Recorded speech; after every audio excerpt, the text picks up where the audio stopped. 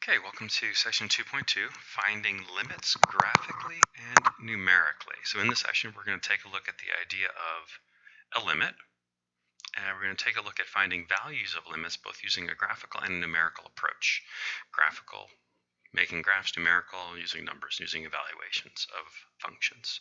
All right, so our objectives for this section are to estimate a limit using a numerical and or a graphical approach. Okay. We're also going to take a look at different ways that a limit can fail to exist, and we're going to study and use a formal definition of the limit. We'll take a look at that formal definition and see what it really means. All right, so our introduction to limits is going to start out by taking a look at a function. So we're going to take a look at the graph of the function f of x equals x cubed minus 1 divided by x minus 1. And I'm going to graph that function. So I already have it set up over here. As you can see, I'm using Desmos. On the left, I've graphed the function. You'll see that I gave it the name f of x, and then in that second line over here on the left, I just highlighted it. Hopefully, it's popping out. I'm plotting a point, and the point is a comma f of a. Now, by giving the function the name f of x in the first definition, I can then make calls to that function. So a f of a. And then I made a be a changeable point. And what you can see is that this point on this graph, as we change the location, it has a corresponding x value and y value for points on the graph. But something interesting happens when I get over here at 1. What you'll notice is when x becomes exactly 1, it's really hard to make it do that. The point disappears. Now, why is this so? Why does that point disappear? Well, the answer lies in the function. Let's take a closer look at this function. What happens if we attempt to evaluate this function for x is equal to 1? Well, the numerator becomes 1 cubed minus 1. The denominator becomes 1 minus 1. Our numerator becomes 0. Our denominator becomes 0. And we get this statement. What does this mean? Well, I learned a long time ago that you can't divide by 0. So we're attempting to do a division by 0 here, and we can't do that. More importantly, I have 0 divided by 0. And what 0 divided by 0 means that there's something wrong with this function, that it fails to exist. Okay. Now, a more precise way to talk about this is to say that the function does not have 1 in its domain, or the domain of this function does not include 1. But another way to think about it is to go, okay, well, what does it mean for the function? Because on the graph existed a little bit to the left of 1, and the graph existed a little bit to the right of 1. There's points right there. 0.9 works. 1.1 works. Just 1 doesn't work. Right?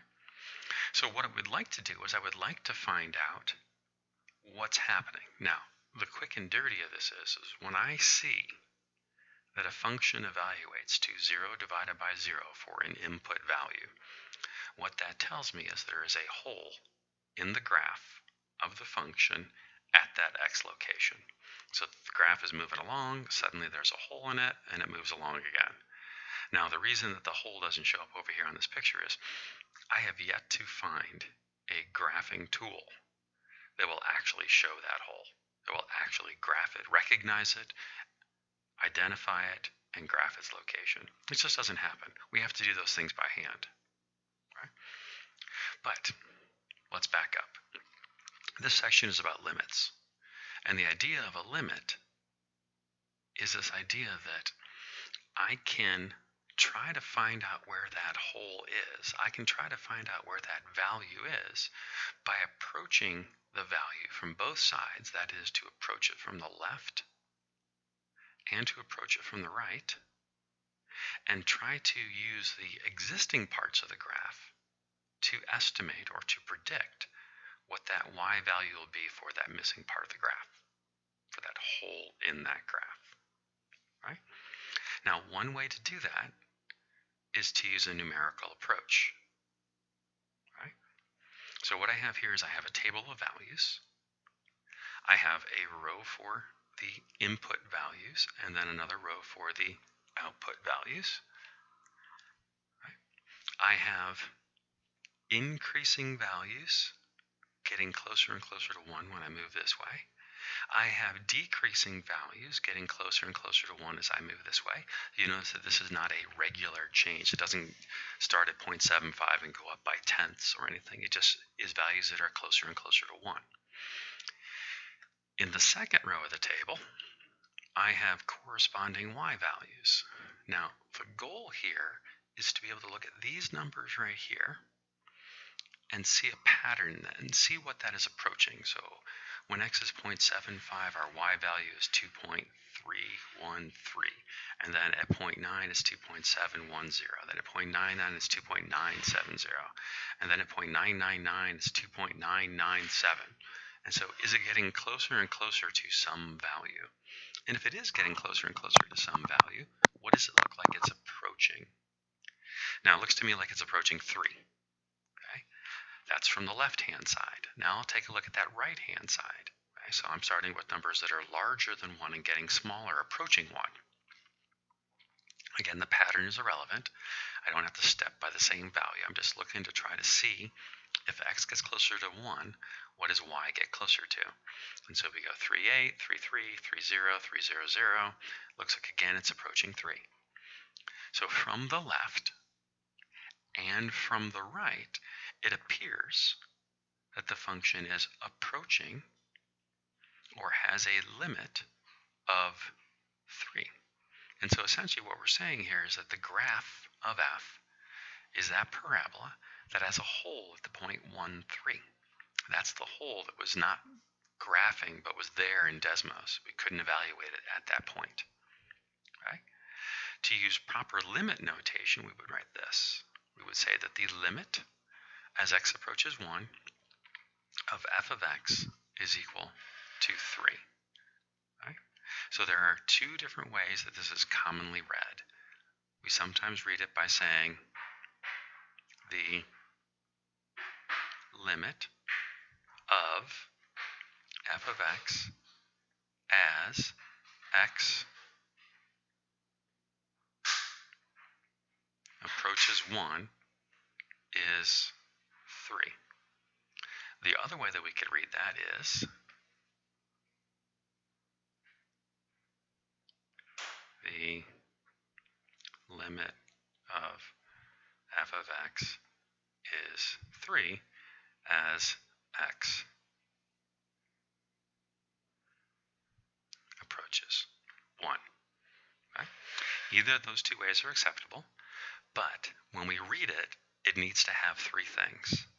It needs to have what are you taking the limit of? It needs to have what is the x value approaching?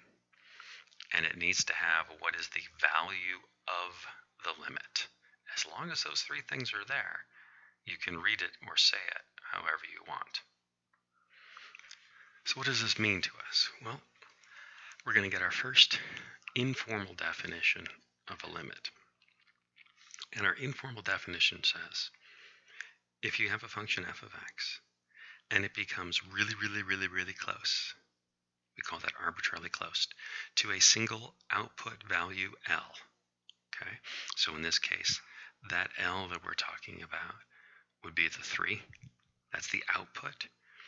As x approaches some value c from either side, okay, so that's going to be the one that we're approaching from the left and from the right. Then we say that the limit of f of x as x approaches c is L, and we use this notation right here. Okay, you'll notice, again, the limit notation has the same three parts as the stated limit. We have a function that we are taking the limit of, we have a place where we're taking the limit, and we have a value of the limit. Okay, now I'm going to show you a couple examples of things that students sometimes write that are incorrect. They would say this: limit equals 3. Okay, that's incorrect because what are you taking the limit of? It's missing an argument, a function. Where are you taking the limit? What is the value c at which you're taking the limit? The only thing that's right about that is you found that it's 3. Okay? Same thing would be wrong if you said this. The limit of f of x is 3. Right? where are you taking the limit? Right? If you're not taking the limit somewhere, it's missing that part right there where you're taking the limit. And if I don't know where you're taking the limit, then that's not correct either. Right? So when I state this, if I write an answer out, if I'm calculating a limit, my answer needs three things. It needs to have what I'm taking the limit of, where I'm taking the limit, and what is the limit value. Okay? All right, so let's take a look at some more pictures down here. So here I have a couple of examples. Here I have a graph. I'm going to start over here on the left. My job is to do this. So what does this ask me to do? Well, it says, for this function, what is the limit of f of x as x approaches 3? Right? So if I go up to my graph here, now I'm going to make some assumptions here that tick marks are 1. So this would be 1, this would be 2, this would be 3. So then the question is, what is y, or what is the functional value getting close to as x approaches 3? Now, an easy way to think about this is pretend you're really small and you can walk on the graph. As I'm approaching 3 from the left, I'm walking on the graph in this direction. As I'm approaching 3 from the right, I'm walking on the graph in this direction. And are my two paths coming together at the same point? Now remember, the limit doesn't care whether you actually get there or not. The definition of limit just requires that you get close, arbitrarily close. So you can walk right up, get really, really close to it. And what is the y value that this is getting really, really, really close to? Well, it looks like it's getting really, really close to 2. So from the left, it looks like it's getting close to 2. From the right, it's getting close to 2. If I'm tracing the graph with my fingers are coming together at a y value of 2. So I will say that this has a limit of 2 as x approaches 3. Okay. Now compare that one with this second graph over here. Now the only difference is now we have a hollow dot there. But if I think of this in terms of the limit, if I'm approaching from the left, and if I'm approaching from the right, am I approaching the same y value? Remember, limits don't have to get there.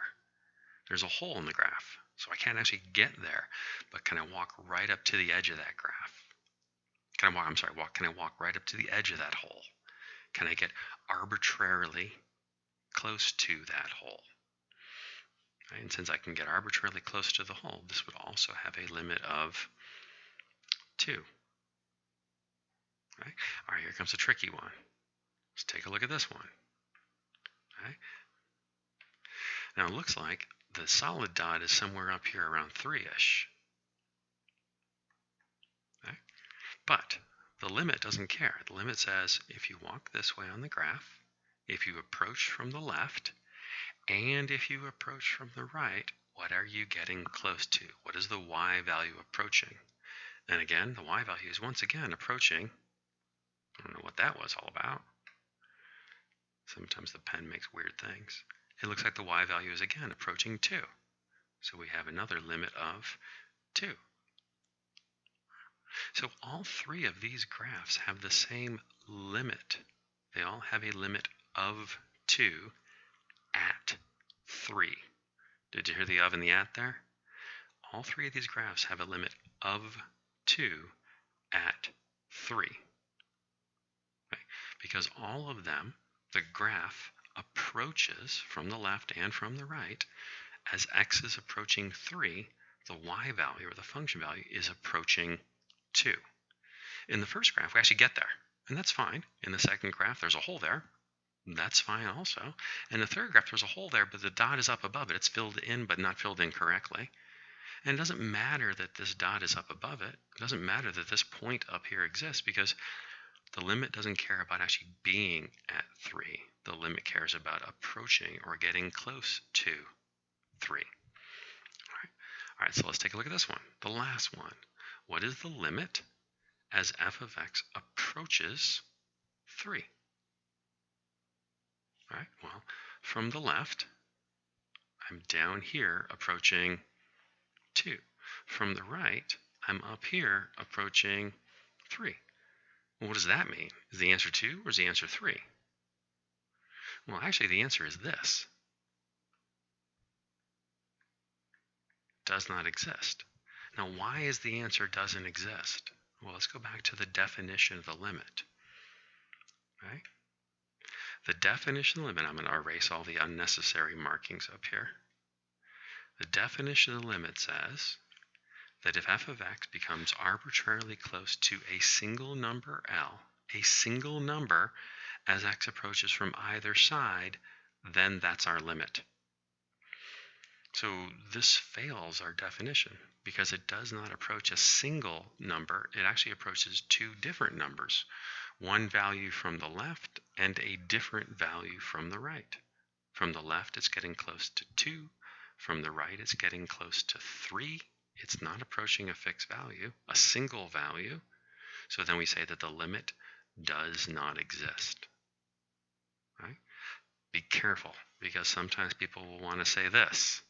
There is no limit, so they'll put 0. No. A limit of 0 will be if the graph did this. That's a limit of 0 because that's a y value. That's a number. 0 is a number. And it can be an output or a y value.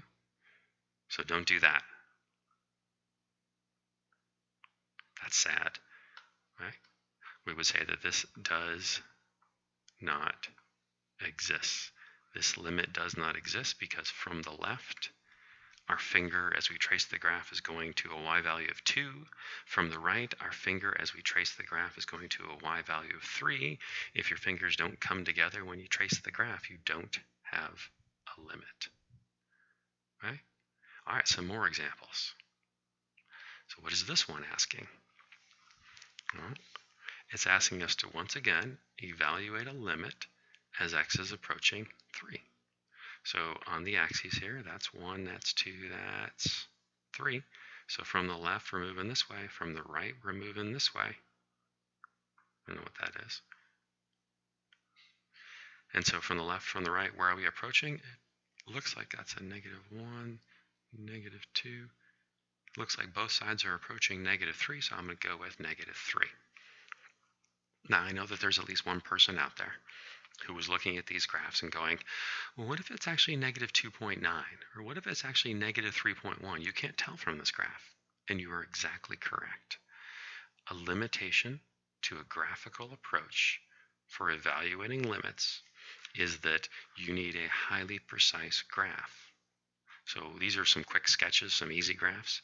And we're just going to go with it looks like it should be -3, so we're going to call it -3. If I wanted more precision, I'd have to use a more precise graph. How about over here? What is the limit of f of x as x approaches 2? All right, so we're approaching 2. That's 2. So from the left, I'm going that way. From the right, I'm going that way. From the left, it looks like I'm going to 3. And from the right, it looks like I'm going to 0. So if the left side goes to 3 and the right side goes to 0, what does that mean about the limit? Well, both sides are not approaching the same number, so we say the limit does not exist. Another limit. Now we're taking the limit as f of x approaches, -2. Here's -2 on the x-axis, so from the left I'm going there, from the right I'm coming in this way, and it looks like both sides, the fingers are coming together on the graph. I don't care about that point up there. Where are the values approaching? It looks like they're both approaching 1, so I'm going to say the limit is +1. Okay. All right, last one. I'm supposed to take the limit now as x approaches -4. So we're taking the limit of f of x as x approaches -4, -1, -2, -3, -4. It looks like 5 because the left side's coming in here, the right side's coming in there. They're coming together at that point. I think that's 5. It looks like 5. It's not a really accurate graph, but for our purposes so far, I think 5 is accurate enough.